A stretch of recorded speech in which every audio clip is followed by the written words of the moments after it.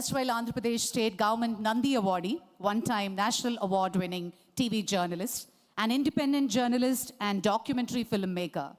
She has over 25 plus years of experience spanning advertising agencies, PR firms, TV and digital media journalism. Ladies and gentlemen, please put your hands together for Prema Malini Vanam. Madam Prema Garu, welcome. Over to you. Thank you very much.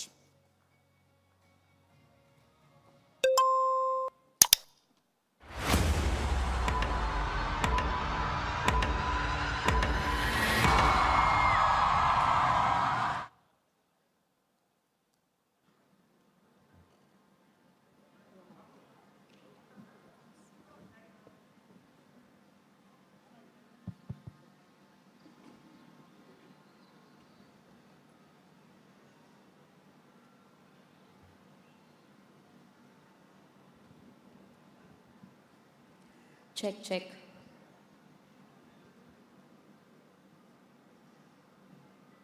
Hello everyone. I am super excited today to do this with Kavita Garu because it's very nostalgic for me. కరెక్ట్గా 10 years back మనం interview చేసాం. గుర్తుందా మీకు? చెప్పండి. మీకు గుర్తుందా? 10 ఏళ్ల క్రితం మనం ఒక అద్భుతమైన ఇంటర్వ్యూ చేసాం. Yes. Life is beautiful. So, what has actually changed in the 10 years, ma'am? First of all నమస్కారం అండి అందరికీ. వే టు న్యూస్ వారికి ప్రత్యేకంగా ధన్యవాదాలు తెలియజేస్తూ ఉన్నాను. ఎందుకంటే ఇంత మంచి ప్లాట్ఫామ్లో తెలంగాణ రక్షణ సేనగా కొత్తగా ఒక రాజకీయ శక్తిగా పుట్టుకొచ్చినటువంటి మాకు మా పార్టీకి ఇంత మంచి వేదికనిచ్చి మా అభిప్రాయాలను ప్రజలతో పంచుకునేటటువంటి సమయం ఇచ్చినందుకు వే టు న్యూస్ వారికి ధన్యవాదాలు. The same time I should say in the last 10 years నా పర్సనల్ లైఫ్ అనే కాదు, హౌ మీడియా హెస్ చేంజ్డ్ అని చెప్పడానికి వే టు న్యూస్ యొక్క ప్రయాణమే మనకు కళ్ళ ముందు కనపడుతూ ఉంటుంది. దాదాపు 2016లో వాళ్ళు లాంచ్ చేస్తే ఇప్పుడు 2026. In the last 10 years the way they have change journalism అంటే సిటిజన్ సెంట్రిక్గా ఎట్లయితే మార్చుకోగలిగినారో దాదాపు 20 నుంచి 30 వేల మంది సిటిజన్స్ కంటిన్యూస్గా పంపిస్తూ ఉంటారు ఆర్టికల్స్, వాళ్ళ ఊర్లలో జరిగేటటువంటి సమస్యలన్నీ కూడా వేటు న్యూస్కి పంపిస్తూ ఉంటారు. అంటే ఎట్లా అయితే కొన్ని ఏసీ రూమ్లలో కూర్చొని కొంతమంది పెట్టుబడిదారులు నిర్ణయించేటటువంటి వార్తలు కాకుండా నిజంగా ప్రజలకు ఉన్నటువంటి వార్తలు, ప్రజల్లో ఉన్నటువంటి వార్తల్ని తీసుకొని చెప్పగలగడం అనేది ఒక రెవల్యూషనరీ అని నేను అనుకుంటున్నాను. ఆ రెవల్యూషన్ని ప్రజల మధ్యలోకి తీసుకొచ్చినటువంటి వేటు న్యూస్ యాజమాన్యానికి, సిబ్బందికి, అన్నిటికన్నా ఎక్కువ సిటిజన్ జర్నలిస్ట్కి మనస్ఫూర్తిగా నేను కంగ్రాచులేషన్స్ చెప్తా ఉన్నానండి. అంటే కొన్ని విషయాల్లో నిజంగా గూగుల్లో కూడా లేనటువంటి ఊర్ల నుండి కూడా రిపోర్టింగ్ చేయడం అంటే మామూలు విషయం కాదు. I'm extremely proud. And media ఇదే విధంగా ఇంకా ముందుకెళ్ళాలి, ముఖ్యంగా మా ఆడబిడ్డల సమస్యలు ఎక్కువగా చూపించాలని చెప్పి నేను మనస్ఫూర్తిగా కోరుకుంటున్నాను. At the same time yes, in the last 10 years since our interview I believe lot has changed. పర్సనల్గానే కాదు, పొలిటికల్గా, అదేవిధంగా ఒక మనిషిగా నేను నా జీవితంలో అనేకమైనటువంటి చేదు అనుభవాలు అనుకోవచ్చు, కఠినమైనటువంటి పరిస్థితులు అనుకోవచ్చు, అవన్నిటినీ ఫేస్ చేసిన తర్వాత నాలో కూడా కొంత పరిణితి వచ్చింది, నాలో కూడా కొంత మార్పు వచ్చింది. ప్లస్ కఠినమైన నిర్ణయాలు తీసుకోవాలనేటటువంటి ఒక సంకల్పం, బలమైన సంకల్పం వచ్చింది. సో అందరికీ నచ్చని తొవ్వైనా సరే మనం కరెక్ట్ అనుకునే తొవ్వలో వెళ్ళాలనే బలమైన సంకల్పం ఈ 10 సంవత్సరాలలో నాకు పర్సనల్గా వచ్చిందని నేను భావిస్తాను. అయితే మ్యామ్ ఒక మాట, మనం 10 ఏళ్ల క్రితం చేసిన ఇంటర్వ్యూలో కేసీఆర్ గారి గురించి మీరు చాలా గొప్పగా చెప్పారు ఆ రోజు. మొన్న ఈ మధ్య మీరు కేసీఆర్ గారిని మరమనిషి అన్నారు. దానికి మీరు ఇచ్చే రీజనింగ్ ఆన్సర్? కేసీఆర్ గారు ఆ రోజైనా గొప్ప మనిషి, ఈ రోజైనా గొప్ప మనిషి. తెలంగాణ రాష్ట్రం గొప్ప మనిషి మరమనిషి ఎలా అయ్యాడని, రాదనుకున్నటువంటి ఒక రాష్ట్రాన్ని కేంద్రంతో కొట్లాడి ప్రజలందరినీ కలుపుకొని తేవడంలో వారి గొప్పతనం ఒక 100 సంవత్సరాలైనా 1000 సంవత్సరాలైనా చెరిగిపోకుండా అలాగే ఉంటుంది. అందులో ఎటువంటి ఇది లేదు. ఉద్యమ కేసీఆర్తో ఎవరికి కూడా సమస్య లేదు. ముఖ్యమంత్రి కేసీఆర్తోని, బీఆర్ఎస్ పార్టీ అధ్యక్షుడు కేసీఆర్ గారితోని చాలా మందికి సమస్య ఉంది, అట్లానే నాకు కూడా సమస్య ఉంది. సో ఎస్, ముఖ్యమంత్రిగా అయిన తర్వాత బీఆర్ఎస్ పార్టీ అధ్యక్షులు కేసీఆర్ గారు తీసుకున్న అనేక నిర్ణయాలతోని, ఐడియాలజికల్ ఇష్యూస్తోని నాకు ఇంటర్నల్గా అయినా ఎక్స్టర్నల్గా అయినా ఉన్నటువంటి భిన్నమైన అభిప్రాయాలని ధైర్యంగా చెప్పగలగడమే డెమోక్రసీ. సో అభిప్రాయాన్ని నేను పంచుకుంటా ఉన్నాను, అంతకుమించి ఏం లేదు. మీకు ఇలాంటి ఒక అంటే ఈ సందిగ్ధం కానీ ఒక అపోజిషన్ కానీ అపోజ్డ్ వ్యూస్ కానీ మీకు కేసీఆర్ గారి ఫస్ట్ టర్మ్లో అనిపించిందా, సెకండ్ టర్మ్లో అనిపించిందా? అంటే ఇప్పుడు మీరు గతాన్నే పట్టుకొని వెళ్ళాడాలనుకుంటే నేనేం చేయలేను. కాకపోతే గతంలో ఎప్పుడైనా కూడా బీఆర్ఎస్ పార్టీలో ఏదన్నా డిఫరెంట్ వ్యూ చెప్పగలిగే వ్యక్తి ఎవరన్నా ఉన్నారంటే అది నేను ఒక్కదాన్ని మాత్రమే. అది కేసీఆర్ గారికి తెలుసు, ఆ పార్టీలో ఉన్న అందరికీ తెలుసు. కాకపోతే ఒక పార్టీలో ఒక సిస్టంలో ఉన్నప్పుడు ఇంటర్నల్గా చెప్తాం. ఆ సిస్టమ్ మనల్ని బయటికి పడేసి రోడ్డు మీద పడేసిన తర్వాత ఎక్స్టర్నల్గా చెప్పే పరిస్థితి క్రియేట్ అయింది. అంతే తప్పితే నా అభిప్రాయాలు మారలేదు, పరిస్థితులు మారినాయి అంతే. నేను అప్పుడు ఇంటర్నల్గా చెప్పింది ఇప్పుడు ఎక్స్టర్నల్గా చెప్పాల్సిన పరిస్థితికి నెట్టివేయబడ్డాను. నేను అనుకొని కోరుకొని తెచ్చుకున్నది కాదు. కానీ ఒక లేడీగా, పడకూడని అగచాట్లు పడ్డటువంటి ఒక వ్యక్తిగా నా సంకల్పం అయితే ఒకటే, నాకు ఉన్న మిగిలిన ఈ చిన్న జీవితంలో ప్రజలకు పనికొచ్చే పనులు చేయాలి. అలా చేయాలి అంటే నాకు తెలిసినటువంటి ఒకటే ఒక మార్గం, ఒక పొలిటికల్ వేలోనే సాధ్యమవుతుంది. రెవల్యూషన్ అనేది డాక్టర్ బాబాసాహెబ్ అంబేద్కర్ చెప్తారు రాజ్యాంగంలో, ఒక చుక్క రక్తం చిందకుండా నా భారతదేశ ప్రజలందరికీ నేను ఒక విప్లవాత్మకమైన మార్పును తీసుకొని వస్తాను ఈ రాజ్యాంగం ద్వారా అని ఆయన కాన్స్టిట్యూషన్. సో కేవలం ఒక పొలిటికల్ పార్టీ మాత్రమే బ్లడ్ షెడ్ లేకుండా ప్రజల జీవితాల్లో మార్పు తేగలుగుతుంది. సో అందుకే ఒక పొలిటికల్ పార్టీ పెట్టాలి, తెలంగాణ ప్రజల జీవితాల్లో మంచి మార్పును తేవాలనే ఉద్దేశంతో నేను ముందుకు వచ్చాను. నాకు తెలిసిన ఏకైక మార్గం అదే, కాబట్టి ఆ మార్గంలో నేను ప్రయాణిస్తూ ఉన్నాను. ప్రజలు ఆశీర్వదిస్తారు, దీవిస్తారు, వారి కోసం పనిచేసే అవకాశం ఇస్తారని బలంగా నమ్ముతా ఉన్నాను. వండర్ఫుల్. అయితే కవిత గారు, ఇంత ఫియర్స్ఫుల్గా, ఇంత ఫియర్లెస్గా, ఇంత ఫోర్స్ఫుల్గా మీరు మాట్లాడతారు. Your communication is on spot and very focused and చాలా కన్విక్షన్తో మాట్లాడతారు. మీరు రాజకీయ పార్టీ పెట్టిన తర్వాత కూడా మీరు టీఆర్ఎస్ అని పెట్టడం వెనుక, అలాగే మీరు శ్రీరామనవమి రోజు మీ పార్టీని ప్రారంభించటం, అలాగే అంటే ఎన్నో అంశాల మీద మీరు అంటే ఆన్ స్పాట్ మాట్లాడతారు. So much I'm sure there is a very prompt strategy behind it. అంటే మీరు ఎంతో ప్లాన్డ్గా ఇదంతా చేశారని నాకు అనిపిస్తోంది. అండ్ నాకేమనిపిస్తుంది అంటే మిమ్మల్ని చూస్తే మీలో ఒక చాణక్యుడు, చంద్రగుప్తుడు ఇద్దరు ఉన్నారనిపిస్తుంది. You are not just a king maker, you are also maybe a king. So అంటే ఇంత స్ట్రాటజిక్గా I'm sure lot must have gone through your thought process. I want to understand that. అంటే ప్రధానంగా ఒకటండి, పాలిటిక్స్లో ఉన్నామంటే డెఫినెట్గా స్ట్రాటజికల్గానే ఉండాలి. నేను చాలా గొప్ప వ్యక్తి దగ్గర పాలిటిక్స్ నేర్చుకున్నాను కాబట్టి వారి స్ట్రాటజీ ఏది ఉంటుందో అది వంట పట్టించుకున్నటువంటి వ్యక్తిగానే ముందుకెళ్తాను తప్ప హడావుడిగా తొందరపాటుతో వెళ్ళాను. కాబట్టి ఖచ్చితంగా ఏది చేసినా ఒక ప్లానింగ్తోనే చేయాలి. ఇప్పుడు మనకు మహిళలకు ఉండే ఎక్స్ట్రా బర్డెన్ ఏంటంటే పొలిటికల్గా ముందుకు వచ్చినప్పుడు మనం ఫెయిల్ అయితే ఈ ఆడవాళ్ళకి ఏం అవకాశం ఇచ్చినా వేస్ట్ అని అంటారు. కాబట్టి ఆ బరువు అంతా నా భుజాల మీద ఉంటుంది, తెలంగాణ ఆడబిడ్డల బరువు, భారతదేశం ఆడబిడ్డల బరువు అంతా కూడా. సో పొలిటికల్గా నేను ఒక ముందడుగేసి ఒక పార్టీ పెట్టి వస్తున్నా అంటే ఎట్టి పరిస్థితుల్లో నేను ఫెయిల్ అవ్వకూడదనే ఉద్దేశంతో, ఆ కన్విక్షన్తో వెళ్తాను. రెండు, ఒకటి ఆడపిల్లలు డిప్రెస్ అవ్వకూడదు. రెండు, తెలంగాణ ప్రజలు గత 10 సంవత్సరాల్లో 12 సంవత్సరాల్లో దేనికోసమైతే తెలంగాణ తెచ్చుకున్నామో అది రియలైజ్ కాలేదు. కాబట్టి టాపిక్ కూడా నెక్స్ట్ 10 years ఆఫ్ తెలంగాణ ఏంటి అని అడుగుతూ ఉన్నారు.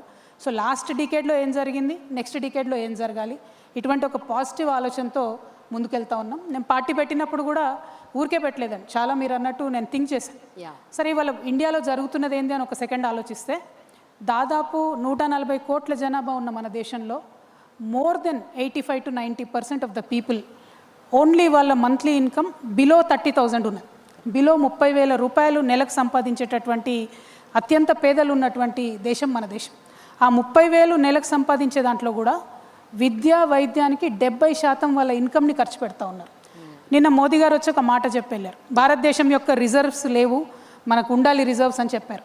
కానీ పర్సనల్ రిజర్వ్స్ కూడా చాలా ఇంపార్టెంట్ కదా. ఒక కుటుంబం దగ్గర కొంత సేవింగ్స్ ఉండాలి. ఆ ఉండకుండా అయిపోయే పరిస్థితులు ఎందుకు వస్తున్నాయి ఇవ్వాలి అంటే విద్య మీద, వైద్యం మీద కంప్లీట్గా 70% స్పెండ్ చేస్తాం. ఇక్కడ ఇంకో విషయం ఏంటంటే 90% బిలో 30,000 సంపాదిస్తున్నారంటే ఈ 90% పీపుల్ ఇండైరెక్ట్ ట్యాక్స్ కడతారు. ఎట్లాంటి ట్యాక్స్ అది? సబ్బు కొన్నా, షాంపూ కొన్నా, ఒక చిన్న కారా ప్యాకెట్ కొన్నా అటువంటి ట్యాక్స్ ఇండైరెక్ట్గా 90% జనాభా కడతారు. ఒక 10% జనాభా ఇలైట్ క్రౌడు, చదువుకున్న వాళ్ళు, అబవ్ 5 lakhs ఇన్కమ్ ఉన్నటువంటి వాళ్ళంతా ఇన్కమ్ ట్యాక్స్ కడతారు. సో ఈ ట్యాక్స్లన్నీ ప్రభుత్వానికి వెళ్తాయి.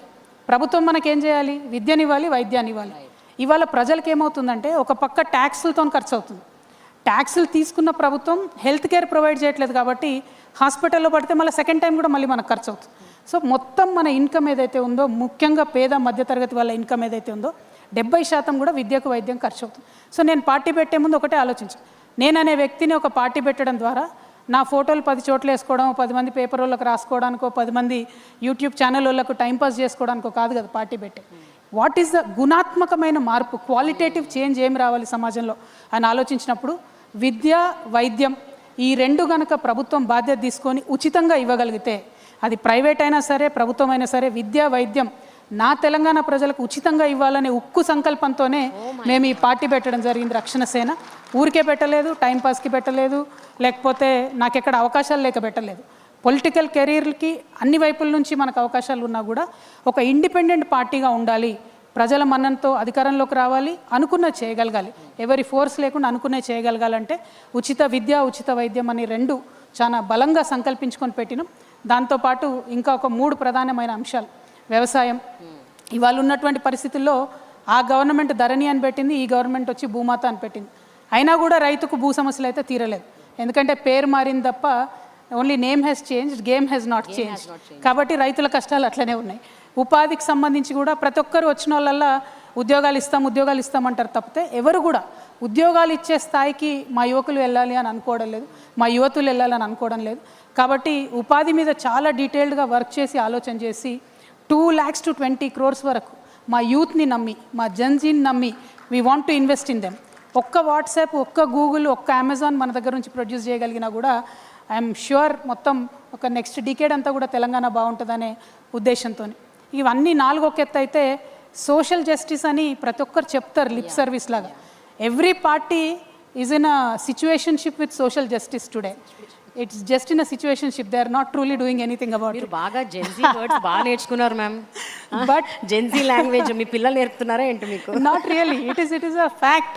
అంటే వాళ్ళు ఏంటంటే నాన్ కమిటల్గా వీఆర్ దేర్ విత్ యూ అని చెప్పి ఒక సిచ్యువేషన్షిప్లో ఉన్నారు తప్పితే టుమారో మై పార్టీ తెలంగాణ రక్షణ సేన అధికారంలోకి వచ్చిన తర్వాత we will be married to social justice without a divorce option.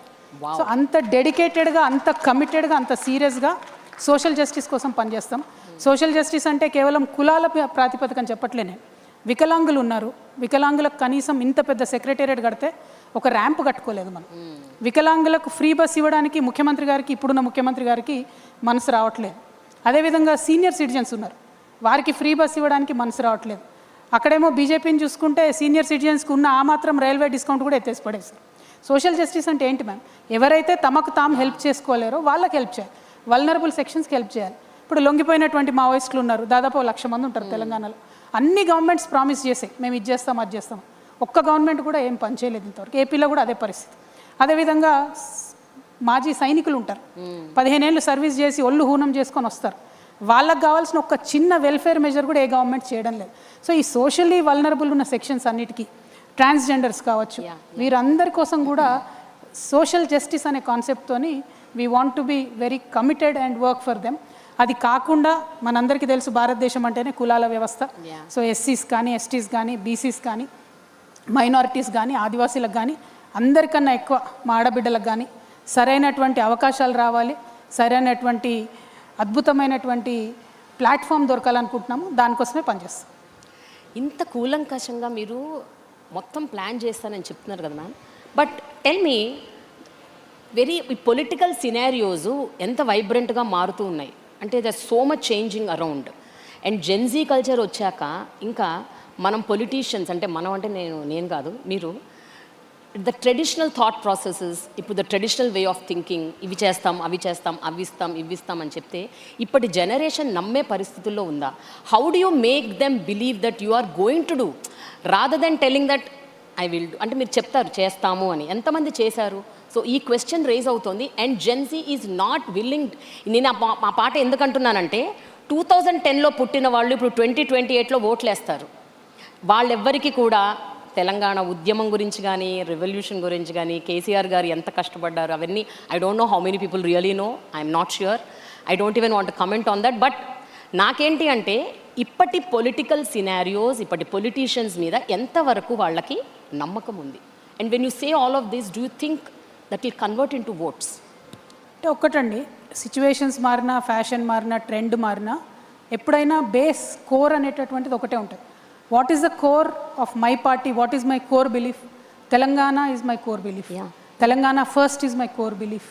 Telangana mother బోర్డ్గా ఏదన్నా ప్రోగ్రామ్స్ చేయొచ్చు, ఏదన్నా ఆలోచనలు చేయొచ్చు, కానీ ఏది చేసినా అంతర్లీనంగా తెలంగాణ వాదం ఉండాలి, తెలంగాణ ప్రజల ఇంట్రెస్ట్ ఉండాలి. అది స్టేట్ వైడ్గా చూసి, భారతదేశాన్ని చూసినప్పుడు ఇండియా యాజ్ అ కోర్ ఉండాలి, దాని మీద ఏదన్నా చేసుకోవచ్చు. సో జెన్జీ కావచ్చు, ఇంకోరు కావచ్చు, వాళ్ళు ఇవాళ మన లెక్క వరి అనకుండా రైస్ ప్లాంట్స్ అనొచ్చు, అన్నా సరే వరి అనేది, వడ్లు అనేవి భూమిలో పండుతాయి. సో ఆ గ్రౌండ్ కనెక్షన్ అనేది జెన్జీ కానీ ఎవరు కానీ లూజ్ అయితే సర్వైవ్ కాలేం. బట్ ఎస్, జెన్జీకి నేను అపాలజీస్ చెప్తా ఉన్నా, ఎందుకంటే we have spoiled the world for you. చాలా వాతావరణ కాలుష్యం జరిగింది, చాలా రకాల పొల్యూషన్ జరిగింది. Now Gen Z is worried about ఎట్లా పర్యావరణం ఎట్లా మారుతుంది, ఇట్లాంటి అనేక అంశాల మీద. కొన్ని మనం చేయలేకపోయినాం, కానీ ఇంకా కొన్ని ఇప్పుడు కూడా దగ్గరుండి చేసుకోవచ్చు. వేస్టేజ్ నిర్మూలించవచ్చు, ప్లాస్టిక్ వాడకం తక్కువ చేయొచ్చు. We can definitely make the world a better space. But ఇవన్నీ చెప్తున్నా కూడా మీతో నాకున్న కంప్లైంట్, మీతో అంటే ప్రెస్ వాళ్ళతో నాకున్న కంప్లైంట్ ఏంటంటే, ఎప్పుడున్నా ఏ చిన్న సమస్య వచ్చినా మా రాజకీయ నాయకులతో తప్పని రాస్తారు. కరెక్ట్ కాదండి. మేము at the core of our hearts మా ఫ్యామిలీ టైంని సాక్రిఫైస్ చేసుకొని సమాజం కోసం పనిచేయాలనుకుని వచ్చే వాళ్ళము. ఫండమెంటల్గా కరప్ట్ ఉండము. కొన్ని తెలిసి కొన్ని తెలియక ఎప్పుడైనా తప్పులు జరుగుతుండొచ్చు. బట్ జరుగుతున్న ప్రతి సమస్య మీద స్పందించేది ఈ దేశం మొత్తంలో ఒక రాజకీయ నాయకుడు మాత్రం. అండ్ ఇంతో అంతో భారతదేశంలో ఏ మార్పు వచ్చినా పొలిటికల్ పార్టీస్తోనే వచ్చింది. అంటే that is the beauty of democracy. ఆ డెమోక్రసీని ఇవాళ కిల్ చేసే విధంగా భారతీయ జనతా పార్టీ ఏం చేస్తుంది, ప్రాంతీయ పార్టీలు ఉండొద్దు అనేటటువంటి ఒక భయంకరమైన కుట్ర చేస్తూ ముందుకొస్తుంది. డెఫినెట్గా వాటిని ఎదుర్కోవాల్సినటువంటి అవసరం ఉంది ప్రతి చోట. ఇప్పుడు తెలంగాణ ఫస్ట్ అని నేను ఎందుకంటున్నా, రీజనలిజం ఫస్ట్, నేషనలిజం నెక్స్ట్ అని నేను అంటానండి. ఎందుకంటే we're a union of states, we're not a central organisation, we're federal setup. దాంట్లో ఆ రెస్పెక్ట్, ఆ గౌరవం ఎవరిది వాళ్ళకు ఉండుకుంటూనే, ఎవరి ఐడెంటిటీ వాళ్ళకు ఉండుకుంటూనే రాజకీయం చేయాలి. కానీ ఈ దేశంలో ఏ మార్పు వచ్చినా అది పొలిటికల్గానే వచ్చింది. అది గాంధీ తాత దగ్గర నుంచి మొదలు పెట్టుకుంటే ఇప్పటి వరకు కూడా ఏ మార్పు వచ్చినా పొలిటికల్గా వచ్చింది. That is why I'm inviting all the Gen Z, I'm inviting all the youth. అందరికన్నా ఎక్కువ మా ఆడబిడ్డలు నేను ఇన్వైట్ చేస్తూ ఉన్నా. మీరు బయట ఉండి పొలిటీషియన్స్ బాగాలేరు, పొలిటికల్ పార్టీలు బాగాలేవు అంటే కుదరదు. రావాలి, పాలిటిక్స్లోకి రావాలి, పొలిటికల్ పార్టీస్లో చేరాలి, దగ్గరుండి ఏం చేయాలో ఏం చేయకూడదో అని చెప్పి ప్రజలకు బాధ్యత వహించి చెప్పాలి. కానీ దూరం నుంచి విమర్శించడం ఈజీ. ప్రెస్ వాళ్ళని కూడా అదే అంటున్నారు, మేము చేసిన మంచిని మీరు చెప్పరు మేడం, మేము చేసిన మంచిని చెప్పరు, పొలిటీషియన్స్ చేసింది. మీరు మాత్రం ఎంతసేపు ఏదైనా చిన్న తప్పు దొరికితే ఇదైపోయింది అదైపోయింది అని అనడం తప్పితే మేము చేసిన మంచిని చెప్పరు. సో ప్రెస్ మిత్రుల్ని, ముఖ్యంగా వేటు న్యూస్ వాళ్ళని కూడా కోరుతా ఉన్నాం, పొలిటీషియన్స్ చేసే మంచిని కూడా దయచేసి చూపించండి అని మా రిక్వెస్ట్. మ్యామ్, స్టార్టింగ్లోనే మిమ్మల్ని బాగా పొగిడాను నేను. మ్యామ్, తెలంగాణ రక్షణ సేన is it inviting Gen Z memberships and getting into the party? Absolutely we are. I believe Gen Z can make a lot of difference. పక్క దేశంలో చూసినాం, నేపాల్లో they have literally over through the resume, ఒక గవర్నమెంట్నే పడేశారు. ఇక్కడేమో చాలామంది కావాలి గవర్నమెంట్లను మార్చాలంటే, కానీ అక్కడ కేవలం 18 to 29 years లోపల ఉన్నటువంటి పిల్లలు ప్రభుత్వాన్ని తీసి అవతల పడేశారు. అంటే ఆ కాన్షియస్నెస్ ఇక్కడ మన పిల్లలకు కూడా రావాలి, అది మనం అలౌ చేయాలి. కానీ మనం ఏంటి, మన పిల్లోడు వాడు ఇంజనీర్ అవ్వాలి, డాక్టర్ అవ్వాలి, అమెరికా పోవాలి, డాలర్లు సంపాదించుకోవాలి అనుకుంటాం. అట్లీస్ట్ మన 2 తెలుగు రాష్ట్రాల్లో ఉన్నది. నేను కూడా ఆ కోవకు చెంది బాయిలర్ కోడి పిల్లలాగానే అమెరికా దాకా పోయి వెనక్కి వచ్చాను. కానీ తెలంగాణ ఉద్యమం నాకు నేర్పించింది ప్రజల మధ్యలో ఎట్లా ఉండాలి, ఉండడం వల్ల ప్రజలకు ఏం లాభం అని. అదే విషయం ఇవాళ జెన్జీకి తెలిస్తే, if they are among the people, they will work with the issues, I'm sure they will be way more effective than all of us put together. Ma'am, Telangana రాష్ట్రం ఏర్పడి ఇప్పుడు ఒక పుష్కరం దాటడానికి వస్తుంది, 12 years. మీరు చెప్పండి మ్యామ్, ఇప్పుడు ఈ 12 yearsలో ఏదైతే ఉద్యమానికి ప్రధాన కారణమైన నీళ్లు, నిధులు, నియామకాలు, అది ఎంతవరకు సక్సీడ్ అయ్యారు అట్లీస్ట్ ఇన్ 12 years అంటే ఏం చెప్తారు మీరు? And especially with regards to నీళ్ల విషయంలో ఇంకా చాలా రభస జరుగుతోంది. ఈ మధ్య కృష్ణా జలాల విషయంలో కూడా షేరింగ్, భాగస్వామ్యం అంటున్నారు. I want your comment on that. అంటే ఒక్కటండి, తెలంగాణ పర్స్పెక్టివ్లో చూసినప్పుడు మాత్రం నీళ్ళ విషయంలో దేనికోసం అయితే మనం కొట్లాడామో డెఫినెట్గా అన్యాయమే జరిగింది, న్యాయం జరగలేదు. కాంగ్రెస్ ప్రభుత్వం పెట్టినటువంటి ఖర్చుతో కలుపుకుంటే బీఆర్ఎస్ ప్రభుత్వం 1,89,000 కోట్లు ఖర్చు పెట్టింది. ఇప్పటి వరకు కాంగ్రెస్ ప్రభుత్వం 30,000 కోట్లు ఖర్చు పెట్టింది కేవలం సాగునీటి విషయంలో. కానీ ఇన్ని లక్షల కోట్లు ఖర్చు పెట్టినా కొత్తగా వచ్చింది ఎంత అంటే 15 లక్షల ఎకరాలకు మాత్రమే నీళ్ళు ఇచ్చుకోగలరు తెలంగాణ భూభాగంలో. అదే ఆంధ్రాలో రాష్ట్రాలు విడిపోయిన తర్వాత పోలవరం ప్రాజెక్ట్కి నేషనల్ స్టేటస్ రావడం, అదేవిధంగా అక్కడ ఏ పార్టీ ఉన్నా వాళ్ళు రకరకాల ఏర్పాట్లు చేసుకోవడంతో తెలంగాణ రాకముందు ఎన్ని నీళ్ళైతే వాడుకున్నారో ఆంధ్రాలో అంతకన్నా ఎక్కువ నీటిని ఇప్పుడు వాడుకుంటున్నారు 2 నదుల్లో, కృష్ణ అయినా గోదావరి అయినా. సరే, అది ఆంధ్ర పాలకుల గొప్పతనమా మంచితనమా అన్నది పక్కన పెడితే తెలంగాణ పాలకులు మాత్రం ఈ విషయంలో డెఫినెట్గా తెలంగాణ ప్రజలను ఫెయిల్ చేసినారనే విషయం చెప్పక తప్పదు. ఎందుకంటే లెక్కలు చూసుకున్నా, గణాంకాలు చూసుకున్నా, క్షేత్రస్థాయిలో వెళ్ళి రైతుల పరిస్థితి చూసినా కూడా పెట్టినటువంటి ఈ ఖర్చుకి వచ్చినటువంటి నీళ్లకు సంబంధం లేదు. అందుకే మేము చెప్తా ఉన్నాం, చాలా ఫోకస్డ్గా పనిచేయాలి. చాలా చిన్న చిన్న స్ట్రీమ్స్ ఉంటాయి. Telangana is a beautiful geography. మా ప్లేస్లోనే తెలంగాణలోనే పుట్టి తెలంగాణలోనే నదుల్లో కలిసిపోయేటటువంటి అనేక చిన్న చిన్న నదులు ఉన్నాయి, స్ట్రీమ్స్ ఉన్నాయి. వాటిని అసలు ఎప్పుడు కూడా వాడుకోలేదు. వాటి కోసం ఒక కాంప్రహెన్సివ్ వాటర్ ప్లాన్తో తెలంగాణ రక్షణ సేన ముందుకొచ్చింది. చాలా తక్కువ కాస్ట్తోని చాలా ఎఫెక్టివ్గా ఈ పనులన్నీ కూడా చేసుకోవాలి. కోర్స్ కృష్ణా గోదావరిలో ఉన్నటువంటి పెద్ద ప్రాజెక్టులను కూడా తొందరగా ఫినిష్ చేసుకోవాలి. అన్ఫార్చునేట్లీ ఇప్పుడున్న కాంగ్రెస్ ప్రభుత్వం కూడా తట్టెడు మట్టి కూడా ఎత్తిపోయకుండా 30,000 కోట్లు మాత్రం కాంట్రాక్టర్స్కి ఇవ్వడం జరిగింది. సో కరప్షన్ అసైడ్ వాటర్ రాలేదన్నది మాత్రం వాస్తవం.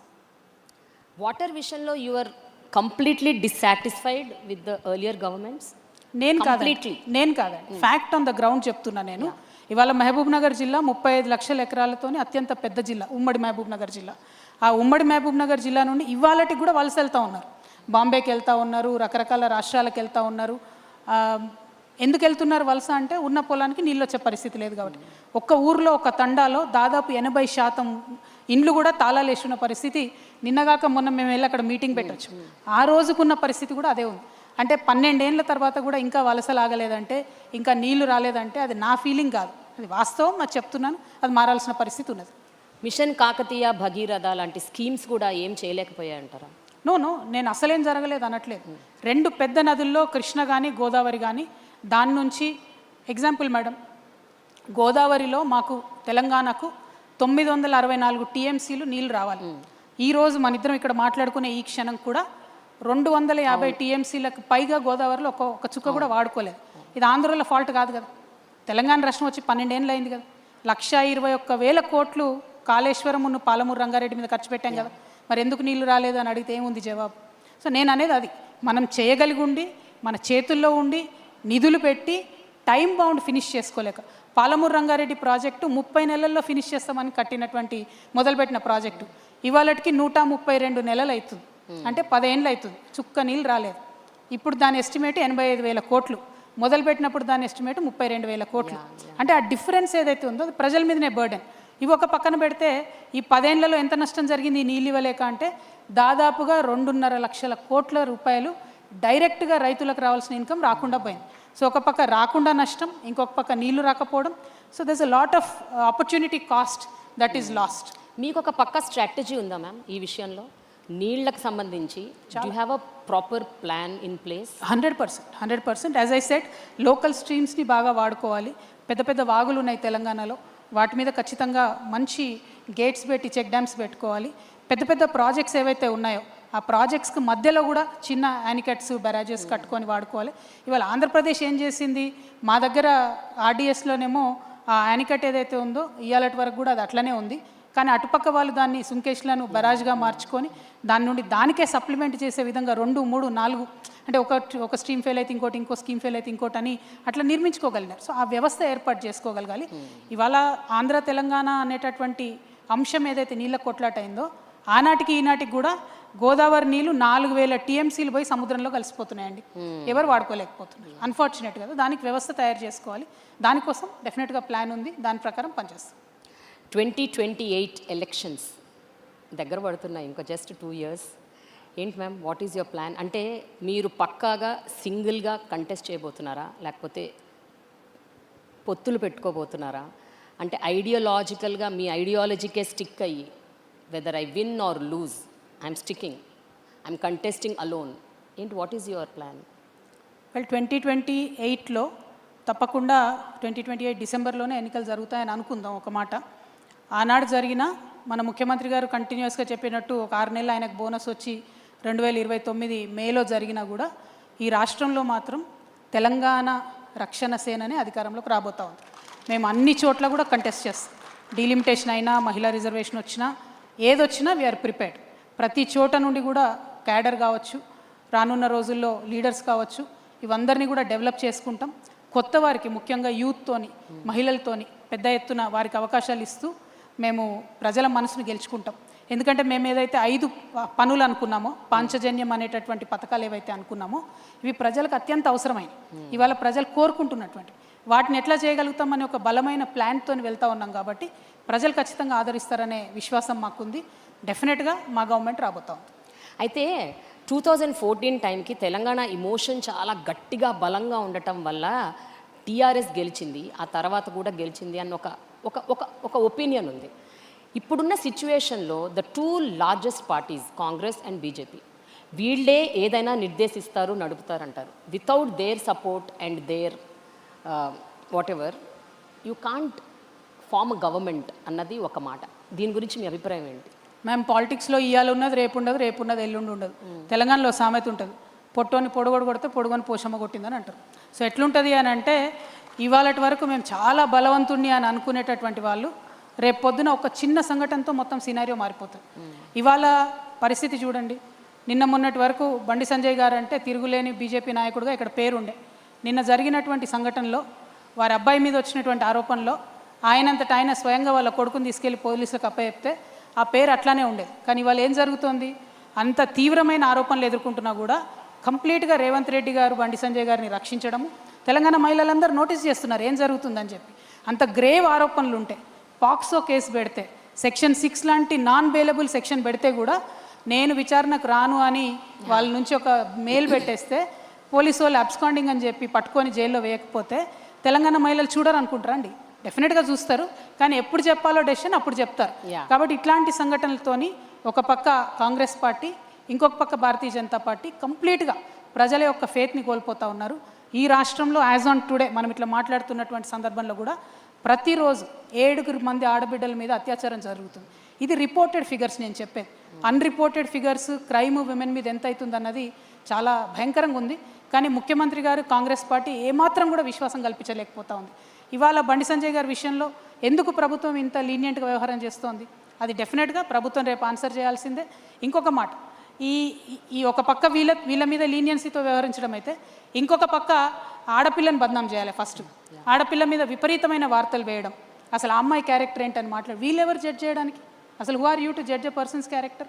ఇష్టం వచ్చినట్టు వార్తలు రాయడం. నేను నిన్న కూడా డిమాండ్ చేశాము, డీజీపీ గారికి కూడా లెటర్స్ రాసినాము, మళ్ళీ కూడా చెప్తాను, ఎవరైనా సరే ఆడపిల్ల మీద ఇష్టం వచ్చినట్టు రాసినటువంటి ఏ వ్యక్తులైనా సరే వాళ్ళ సోషల్ మీడియా అకౌంట్స్ని తప్పకుండా ఫ్రీజ్ చేయాలి. యూట్యూబ్ ఛానల్స్ ఉంటే వాళ్ళని క్లోజ్ చేయాలి. ఇవి కరెక్ట్ పద్ధతి కాదు, కరెక్ట్ సిస్టమ్ కాదు. Yes, let the courts decide, let the police decide, let them conduct investigation. అవేమి జరగకముందు who are you to do a trial? ఈ మీడియా ట్రయల్ అనేటటువంటి కల్చర్ ఎంత ఎంకరేజ్ చేస్తే ఆడపిల్లలకు అంత నష్టం జరుగుతుంది. కాబట్టి దాన్ని మాత్రం నేను తీవ్రంగా ఖండిస్తున్నాను. అట్ ద సేమ్ టైం నేను మొన్న కూడా చెప్పాను, బండి సంజయ్ గారు ప్రధానమంత్రి గారితో స్టేజ్ షేర్ చేసేది లేకుండే. ఒక పక్క ప్రధానమంత్రి గారు, ఇంకో పక్క ముఖ్యమంత్రి గారు, ఈ పక్కన బండి సంజయ్ గారు ఉంటే ఇన్వెస్టిగేషన్ ఎట్లా చేస్తారండి చేసే ఆఫీసర్?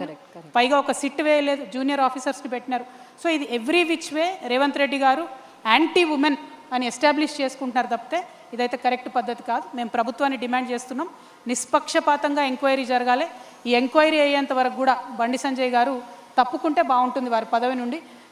హోంశాఖ సహాయ మంత్రిగా వారు ఉన్నప్పుడు నిష్పక్షపాతంగా ఇన్వెస్టిగేషన్ జరుగుతుందంటే నమ్మే పరిస్థితిలో మాత్రం తెలంగాణ ఆడబిడ్డలు లేరు. కానీ రీసెంట్గా మీరన్నట్టే బీఆర్ఎస్ లీడర్స్ కూడా చాలామంది దీని మీద దుమ్మెత్తిపోశారు, ఉవ్వెత్తున అగ్రెసివ్ అయిపోయారు. దే వర్ సేయింగ్ విమెన్కి అన్యాయం జరుగుతుంది, క్రైమ్ రేట్ పెరుగుతుంది అగేన్స్ట్ విమెన్, అట్రాసిటీస్ పెరుగుతున్నాయి, రేప్స్ పెరుగుతున్నాయి, there is no security for women అని బీఆర్ఎస్ నాయకులు కూడా అంటున్నారు. So what is your? సమస్యను ఏ పొలిటికల్ పార్టీ హైలైట్ చేసినా తప్పులేదు. ఎవరైనా సరే సమస్యను ఏ పొలిటికల్ పార్టీ హైలైట్ చేసినా తప్పులేదు. ప్రభుత్వంలో ఉన్న వాళ్ళ బాధ్యత కదా. ప్రభుత్వంలో ఉన్న రేవంత్ రెడ్డి గారు స్పందించాలి, కనీసం ఇట్లాంటి అంశాల మీద స్పందించి ఏం చేస్తారనేటటువంటి ఒక ప్లాన్ ఆఫ్ యాక్షన్ చెప్పాలి. ఆ విశ్వాసం అయితే కల్పించినట్టుగా అనిపించట్లేదు. అందుకనే మేము రేపు ప్రధానమంత్రి మోడీ గారికి కూడా లెటర్ రాస్తాం, బండి సంజయ్ గారిని తప్పించండి అని చెప్పి డిమాండ్ చేస్తాం. మీరు రాస్తున్నారా? Yes, definitely. ఓకే. అదే స్టేజ్ మీద ఇంకొకటి జరిగింది మ్యామ్. మొన్న మోడీ గారు రేవంత్ రెడ్డి గారిని అన్నారు హమారే సాత్ జోడో అని. ఓ ఆల్రెడీ జుడికే హై బై, వాళ్ళిద్దరు కలిసి ఉన్నారు ఆల్రెడీ. ఆయన ఆర్ఎస్ఎస్ సీఎం అని మేము ఎప్పుడో చెప్పినాం, కొత్త ఏం కాదు. ఆయన బడే బాయ్ చోటే బాయ్ అని డే 1 నుంచి వాళ్ళు కలిసే ఉన్నారు, డిఫరెంట్ కాదు.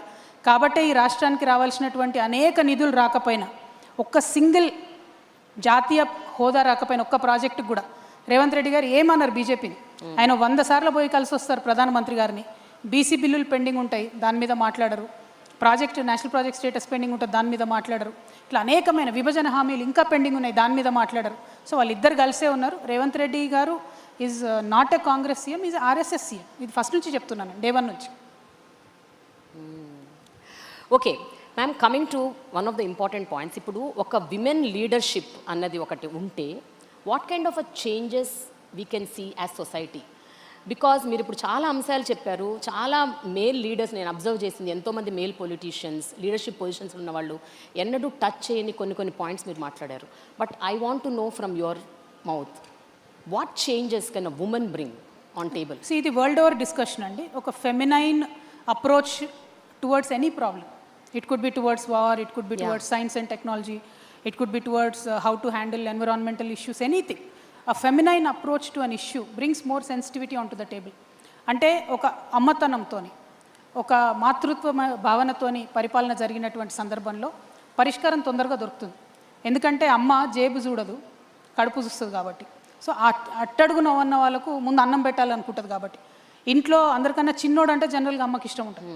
అట్లానే సమాజంలో అత్యంత వెనుకబడిన వాళ్ళంటే ఆ ఫెమినైన్ అప్రోచ్తో పరిపాలన చేసే ప్రభుత్వాలు ఉన్న కాడ వల్నరబుల్ సెక్షన్స్ని ఫస్ట్ అడ్రస్ చేస్తాం. ఇవాళ ఏ గవర్నమెంట్ అన్నా చూడండి, మీరు అది యూనియన్ గవర్నమెంట్ కావచ్చు, ఇక్కడ మన స్టేట్ గవర్నమెంట్ కావచ్చు, ఇవాళటి వరకు కూడా అండి, మేము ఒక 10 సార్లు నేను రిప్రజెంట్ చేశాను. మెంటలీ ఛాలెంజ్ కిడ్స్ ఉంటారండి, వాళ్ళు ఒక 350 నుంచి 400 మంది ఉన్నారు, ఎక్కువ లేరు. వాళ్ళకి ప్రభుత్వం పెన్షన్స్ ఇవ్వడం లేదండి. అది బీఆర్ఎస్ నుండి కూడా కొనసాగుతుంది ప్రాబ్లము. ఆనాడు ఈనాడు ఎప్పుడు కూడా పుష్ చేస్తున్నాం, రిపీటెడ్గా అపీల్ చేస్తున్నాం. ఎందుకంటే మెంటలీ ఛాలెంజ్ కిడ్స్ ఉన్నటువంటి పేరెంట్స్కి ఏమైందంటే మొత్తం వాళ్ళకు వచ్చేటటువంటి జీతంలో ఒక జీతం అంటే ఇద్దరు భార్యాభర్త సంపాదిస్తే ఒక జీతం అంతా ఆ పిల్లల కేర్కే పోతుంది.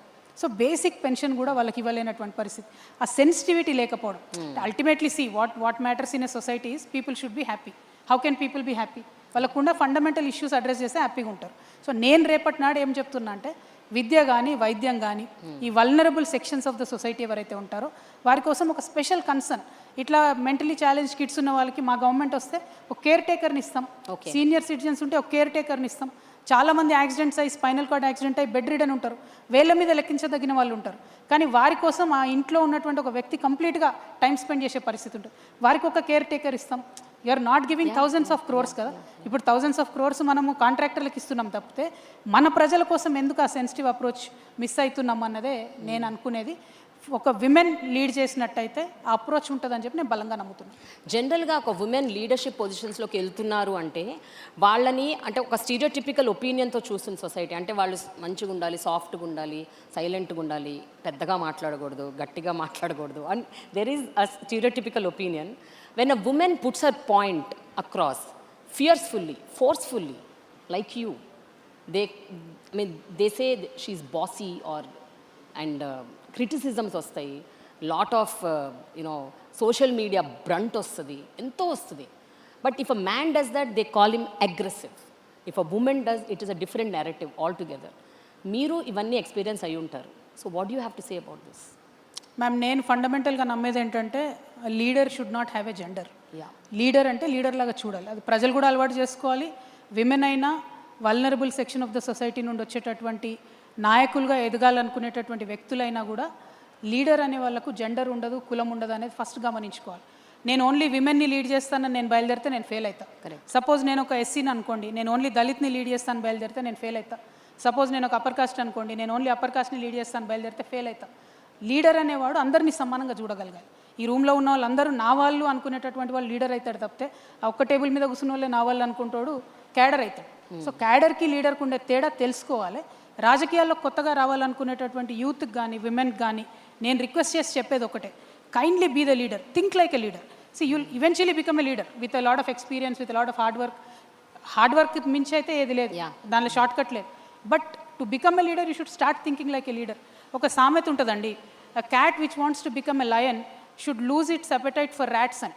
నువ్వు ఎలకల్ని చంపుదాం అనుకుంటే నువ్వు సింహం ఎట్లయితావు, పులి ఎట్లయితావు, నువ్వు అనుకునే టార్గెట్ నీకు పెద్దగా ఉండాలి. అప్పుడే నువ్వు సింహం లయన్ అవుతావు తప్పితే లేకపోతే పిల్లిలాగానే మిగిలిపోతావు. కాబట్టి ఆ అప్రోచ్ సొసైటీలో వచ్చినప్పుడు మాలాకటి లేడీస్ కావచ్చు, వల్నరబుల్ సెక్షన్స్ నుంచి లీడర్షిప్ చేద్దాం అనుకునే వాళ్ళు కావచ్చు, అరే నాకు పొలిటికల్ బ్యాక్గ్రౌండ్ లేదు, నా దగ్గర పైసలు లేవు, నేను ఎట్లా లీడర్ కావాలనుకునే వాళ్ళు కావచ్చు. థింకింగ్ మారితే అన్ని మారుతాయి అనేది గమనించుకుంటే బాగుంటుంది. మీ అటైర్, మీ డిస్పోజిషన్, మీ ప్రెజెంటేషన్ కూడా మారుతూ వచ్చింది ఈ 10 ఏళ్లలో. అక్క అని పిలిపించుకునేవారు ఒకప్పుడు, ఇప్పుడు అమ్మ అని పిలవాలని కోరుకుంటున్నారు. So what is the ideology or philosophy or strategy behind this? Generally people should age in a very dignified manner అండి. ఏజ్ మారుతున్న కొద్దీ మన భారతదేశంలో అందరూ కూడా అటైర్ మార్చుకుంటూ వెళ్తారు. సరే, వేరే దేశాలలో 60 ఏళ్ళు 70 ఏళ్ళు కూడా మళ్ళీ ఇంకా యంగ్గా కనపడలే ప్రయత్నం చేస్తూ ఉంటారు. But with age people generally keep changing. My attire or my appearance or my thinking has changed very drastically after my experience in the jail. నేను ఆ చూసినటువంటి పావర్టీ కావచ్చు, చూసినటువంటి కష్టాలు కావచ్చు, లైఫ్ చాలా చిన్నది, ఈ చిన్న లైఫ్లో ఏదో పెద్దగా పనిచేయాలని అనుకొని నేను చాలా బలంగా ముందుకొచ్చానండి. మీరు అన్నట్టు why should you think like a mother not like a sister అంటే, సిస్టర్ బాధ్యత కొంతవరకే ఉంటుంది. మదర్ అయితే ప్రాణం పెట్టైనా కుటుంబం కోసం పనిచేస్తాను. నా ఇంట్లో లొల్లైతే నేను ఎంత తపనబడి పనిచేస్తానో, నా రాష్ట్రంలో ఏ మూల లొల్లైనా కూడా నేను అంత తపనబడి పనిచేయాలని అనుకుంటున్నా. కాబట్టి I want to think like a mother. I want to take that responsibility like a mother. I hope people will understand and people will support me. Yeah, but చెప్పండి, మీరు గ్రోయింగ్ అప్ అలాగే రాజకీయాల్లోకి వచ్చిన తర్వాత కూడా ఎంతోమంది విమెన్ లీడర్స్ని చూసుంటారు. ఇందిరాగాంధీ గారి దగ్గర నుంచి Sonia Gandhi, Jayalalithaa, కనిమోరి, so many. What did you learn and unlearn from them, if I have to ask? అంటే it is a general question that I'm asking. మీరు ప్రతి ఒక్కళ్ళ గురించి చెప్పక్కర్లేదు, but on the whole if you observe. అంటే నేను జనరల్గా మా ఇంట్లో మా నాన్నగారిని చూసుకుంటూ పెరిగానండి. How do you think like a leader అన్నది నేను వారి దగ్గరే నేర్చుకున్నాను. సరే, ఆయన దగ్గర నేర్చుకున్నాను కాబట్టి, ఆయనతోని నాకు ఆ థాట్ ప్రాసెస్, ఆ క్లారిటీ వచ్చింది కాబట్టి ఇవాళ ఆయన్ని కూడా నేను వ్యతిరేకించగలుగుతున్నాను. డెఫినెట్గా వ్యతిరేకిస్తాను, అనేక అంశాల్లో ideological ఇష్యూస్లో వ్యతిరేకిస్తాను. Father is different, leader is different, but he definitely is a person whom I learnt a lot from. తర్వాత ఇందిరాగాంధీ గారు పుట్టినప్పటి నుంచి, చిన్నప్పటి నుంచి కూడా అందరం చూస్తూ పెరిగాం. Sushma Swaraj is another very very very fine lady. నాకు చాలా ఇష్టం మేడం అంటే. సరే, ఆవిడ బీజేపీ పార్టీ ఐడియాలజీ నాకు డిఎన్ఏ సరిపోదు, కానీ as a personality she's crazy. I mean she's amazing. ఆమె చాలా ఇష్టం నాకు. మార్గరెట్ థాచర్ గారు కూడా చాలా ఇష్టం. సో అట్లా చూసుకుంటూ పోతే అందరికన్నా బిగ్గెస్ట్ లీడర్ జ్యోతిబా పూలే అనుకుంటాను నేను. ఎందుకంటే ఆయన బాగుపడమే కాదు, నాతో పాటు నా భార్య బాగుండాలి, నా భార్య కూడా 10 మందికి చదువు చెప్పాలి అని ఆ టైంలో అందరినీ సమాజాన్ని ఎదిరించి ఒక రిఫార్మిస్ట్ లాగా ముందుకు వచ్చాడు. తెలంగాణలో అనేక మంది లీడర్స్ ఉన్నారు. సో ఒక్కరిద్దరు కాదండి, ఇన్స్పిరేషన్ చాలా ఏరియాస్ నుండి వచ్చింది. చాక లైలమ్మ గారి దగ్గర కావచ్చు, కొమరం భీమ్ గారి దగ్గర కావచ్చు. సో ఈ గడ్డ ఇచ్చిన ఇన్స్పిరేషన్ కూడా మామూలుది కాదు.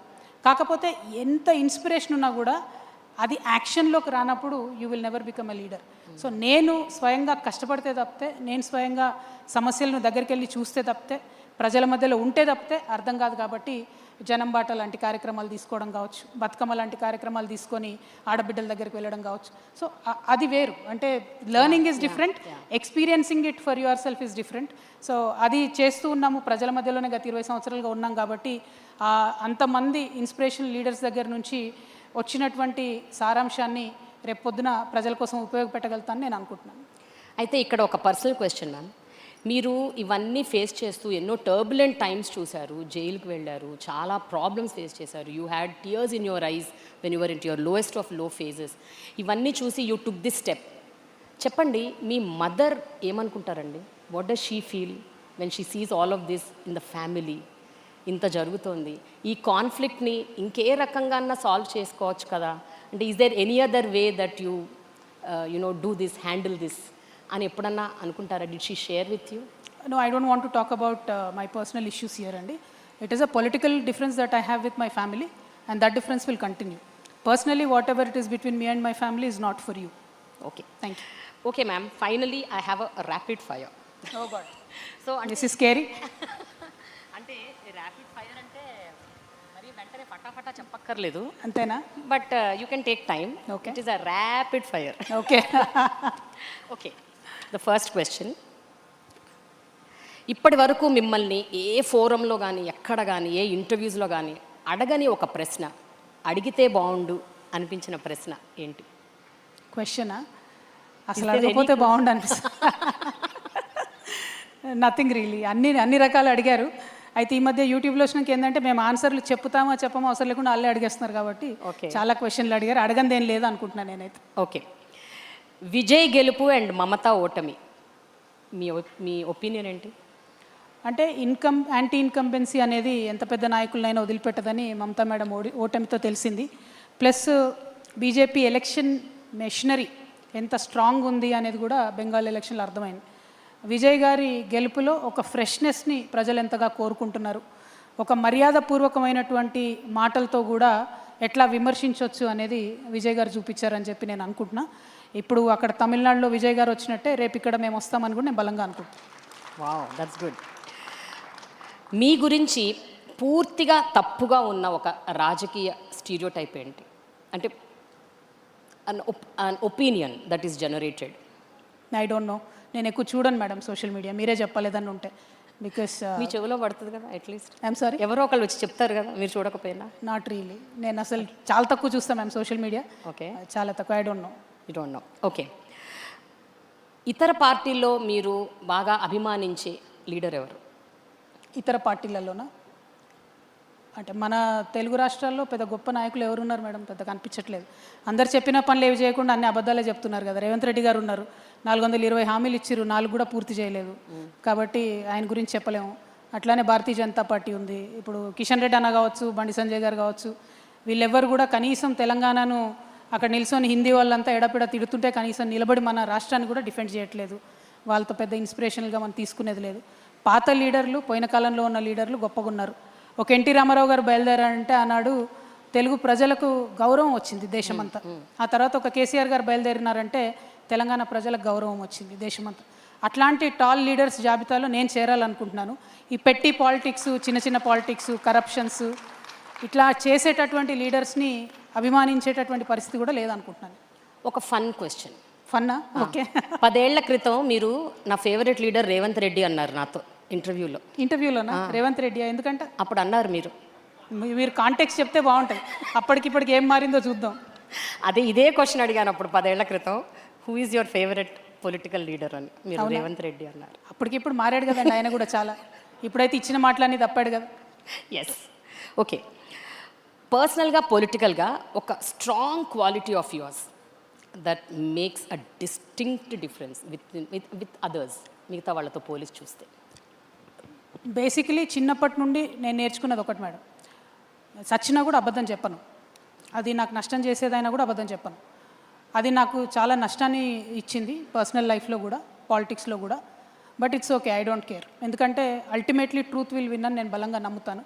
మొన్న నా కేసు విషయంలో అదే చెప్పాను, అంతకుముందు అదే చెప్పాను. అనేకమైన పొలిటికల్ ఫోరమ్స్లో డైరెక్ట్గా చాలామంది నాకు శత్రువులైనా కూడా I'm the person who speak the truth. అయితే అడ్వాంటేజ్ ఏంటంటే మేడం, నిజం చెప్తే క్లారిటీ ఆఫ్ థాట్ ఉంటుంది. అబద్ధం చెప్తే గుర్తుపెట్టుకోలే ఎవరికైనా చెప్పాము. సో అంత ఓపిక నాకు లేదు, కాబట్టి నిజమే చెప్తాను. అది in way advantage, in way disadvantage అని నేను అనుకుంటున్నాను. సో ఒక అబద్ధం నిజంలాగా స్వైర విహారం చేస్తుంటే సోషల్ మీడియాలో ఎలా అనిపిస్తుంది? ఎందుకంటే మీరు అన్నారు ఆ లిక్కర్ స్కామ్ విషయంలో, ఇది కూడా అగైన్ 10 years బ్యాక్ నా ఇంటర్వ్యూలో అన్నారు. లిక్కర్ స్కామ్ విషయంలో 10 years బ్యాక్ నాకు ఇచ్చిన ఇంటర్వ్యూలో అప్పుడు ఒక మాట అన్నారు, లిక్కర్ అన్నది చాలా బ్యాడ్, ఏ దేశంలో ఉండకూడదు అని మీరు ఒక స్టేట్మెంట్ ఇచ్చారు. అప్పుడు మీరు ఎప్పుడైతే ఆ లిక్కర్ స్కామ్ విషయంలో మిమ్మల్ని నిందితులుగా పెట్టారో, ఇది ఒక మీమ్ లాగా వెళ్ళిపోయింది సోషల్ మీడియాలో. And it was laughing stock అనమాట, విచ్ ఈజ్ ఇప్పుడు నిజం బయటపడ్డది that you are out of it, it clean chit ఇచ్చారని. So when you see such things which is not real, what goes through, how do you feel? Madam ఒక్కటి నేనేమంటున్నా, మనము ఎట్లా ఉంటామో అట్లా ఉంటాం. దాన్ని కొంతమంది అర్థం చేసుకుంటారు, కొంతమంది సిచ్యువేషనల్లీ వాళ్ళు ఎట్లా చూడాలనుకుంటే అట్లా చూస్తారు. Simple as that. నేను ఇప్పటికి కూడా బలంగా చెప్తా ఉన్నా, నేను ఆస్ట్రాలజీ కూడా బలంగా నమ్ముతాను, ముహూర్తాలు కూడా అన్నీ ఫాలో అవుతాను. జనరల్గా లిక్కర్ కానీ రాహు కానీ ఇవన్నీ మనకు సరిపడినటువంటి అంశం. కానీ బీజేపీ బై డిజైన్, ఒక వ్యక్తి కేజ్రీవాల్ అనేటటువంటి వ్యక్తి యాంటీ కరప్షన్ పేరుతో వచ్చినటువంటి వ్యక్తి కాబట్టి ఆయనను కరప్షన్ అలిగేషన్స్లో ఇరికించాలి. అదేవిధంగా కల్వకుంట్ల చంద్రశేఖరరావు గారిని బద్నాం చేయాలంటే ఏం చేయాలి, వాళ్ళ డాటర్ ఎవరైతే సంస్కృతి సాంప్రదాయాల పేరుతో వచ్చిందో ఆవిడని యాంటీ ట్రెడిషన్స్కి పోర్ట్రే చేయాలంటే ఏం చేయాలని చెప్పి ఈ లిక్కర్ కేసు అనేటటువంటిది by design Bharatiya Janata party చేసినటువంటి స్కీమ్. దీన్ని కోర్ట్స్ చూసి డిశ్చార్జ్ చేశారు. Madam acquittal is difference, discharge చేస్తూ జడ్జి గారు ఏం చేశారు, నేను ఖచ్చితంగా ఆ సిబిఐ ఆఫీసర్ మీద ఎంక్వైరీ చేస్తున్నాను. It's first time in Indian history. So అంత బలంగా ఈ కేసులో ఏమీ లేదని వారు చెప్పడం జరిగింది.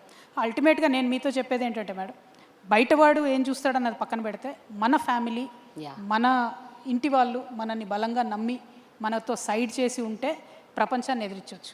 నా విషయంలో నాకు మా అమ్మగారి సైడ్ నుంచి ఆ సపోర్ట్ నేను అనుకున్నంత రాలేదు, కానీ నా అదృష్టం బాగుంది. మా అత్తగారి సైడ్ వాళ్ళు చాలా బలంగా నన్ను సపోర్ట్ చేశారు కాబట్టి ఇవాళ ఇట్లా మీ ముందు నిలబడి మాట్లాడగలిగేటటువంటి ధైర్యం కానీ, తెగో కానీ, ముందుకెళ్ళేటటువంటి అవకాశం కానీ వచ్చిందని నేను నమ్ముతా ఉన్నాను. ఓకే, ఏది ఎక్కువ కష్టం అండి, public criticism or private betrayal? Betrayal private betrayal అయినా బయటికి చూపించలేం కదా madam. Public criticism is easy because if you are with the truth you can face it. But ఇప్పుడు మల్టీ లేయర్డ్ అయిపోయింది కదా, యూట్యూబ్ తర్వాత ట్విట్టరు తర్వాత ఫేస్బుక్. సో ఒక్కొక్క దగ్గర ఒక్కొక్కటి వస్తూ ఉంటుంది. అది ఫేస్ చేయడం వ్యక్తిగతంగా కూడా ఇబ్బందే, పొలిటికల్ పార్టీస్ కూడా ఇబ్బందే, అన్నిటికన్నా ఎక్కువ ప్రజలకు ఇబ్బంది. ఎందుకంటే ఒక్కొక్క ఫోరం ఒక్కొక్కటి చెప్తుంది. ఇవాళ వాస్తవంగా తెలంగాణలో కరెక్ట్ వార్త ఏది చూడాలి అంటే నమస్తే తెలంగాణ కొనుక్కోవాలి, ఈనాడు కొనుక్కోవాలి, ఆంధ్రజ్యోతి కొనుక్కోవాలి. అన్ని పేపర్లు చూస్తే తప్పితే అసలు విషయం ఏందని అర్థం కానటువంటి పరిస్థితి వచ్చింది. So it is unfortunate it has come to that. రాజకీయ నాయకుల్లో ఈ మధ్యకాలంలో మీరు అబ్జర్వ్ చేస్తే మోస్ట్ ఓవర్ రేటెడ్ క్వాలిటీ ఏంటి, విచ్ యు ఆర్ అబ్జర్వింగ్? ఓవర్ రేటెడ్గా కనిపించే క్వాలిటీ ఏంటి? I don't know. బేసిక్గా ఇప్పుడు మళ్ళీ చెప్పినట్టుగా రాజకీయ నాయకులు అందరూ కూడా చెడ్డవాళ్ళు కాదు. అంటే in general, I'm talking in general. We're out of time. Fine. See, this is a bad question. We'll close it in 5 minutes. Okay. I don't know, ma'am. I can't say because we are all very good politicians at the heart. Yes. Really? Okay. Okay.